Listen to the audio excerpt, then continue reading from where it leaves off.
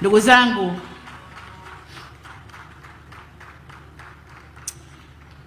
niwahakikishie tarehe 29 kesho kutwa tu mwezi huu wa 10, niwaombe tokeni mwende mkapige kura. Ninayeongea hapa ni Rais wa Jamhuri ya Muungano wa Tanzania na Amiri Jeshi Mkuu wa nchi hii.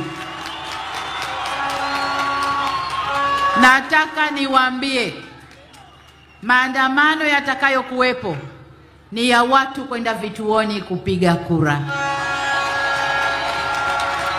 Hakuna maandamano mengine yatakuwepo hapa.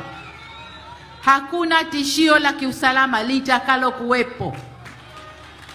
Anayesema ni Amiri Jeshi Mkuu wa nchi hii. Niwaombe ndugu zangu, twendeni mkapige kura. Twendeni mkapige kura.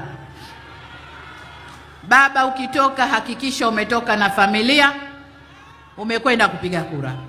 Kila aliyeandikishwa, mabalozi wetu wa maeneo, hakikisheni mmetoka na watu wenu wote kwenda kupiga kura. Twendeni tukaheshimishe Chama cha Mapinduzi. Twendeni tukaiheshimishe Tanzania. Tukapige kura kwa usalama, turudi kwa usalama. Ndugu zangu, mengine niachieni mimi.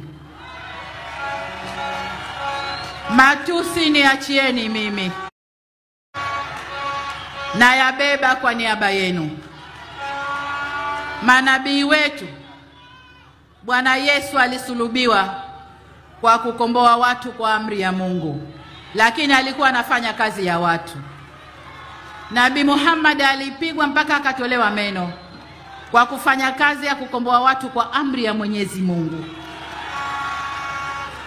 Samia Suluhu aliapa kuitumikia Tanzania, na ndicho ninachokifanya. Niliapa kuilinda nchi, na ndicho ninachokifanya. Niliapa kujenga utu wa Mtanzania na kuheshimisha utu wa Mtanzania, na ndicho ninachokifanya.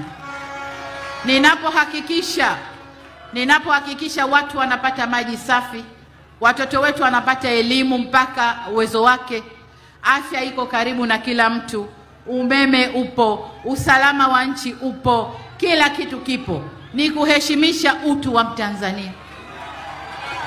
Kwa hiyo sina uchungu ndugu zangu, sina uchungu wa kubeba matusi yote yanayotolewa kwa sababu nafanya kazi hii. Sina uchungu hata kidogo, wala sijuti, wala sijuti. Kwa hiyo niwaombe sana ndugu zangu wa Ubungo, lakini pia Kinondoni, wilaya mbili hizi, tunawaomba kura.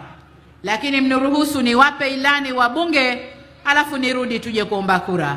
Kinondoni oye! Ubungo oye! Kazi na utu. Nawashukuru sana.